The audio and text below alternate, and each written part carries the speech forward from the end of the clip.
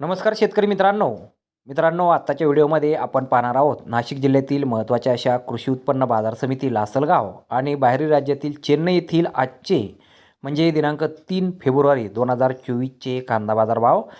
मित्रांनो सुरुवात करणार आहोत लासलगाव येथून. आज लासलगाव येथे 300 वाहनांमधून 6000 क्विंटल लाल कांद्याची आवक ही दाखल झालेली आहे. त्यामध्ये लाल कांद्याला आज कमीत कमी 400 रुपये, जास्तीत जास्त 1340 रुपये आणि सरासरी 1200 रुपये क्विंटलपर्यंत बाजारभाव हा आज मिळालेला आहे. तसेच चेन्नई येथे आज 45 कांदा गाड्यांची आवक ही दाखल झालेली आहे.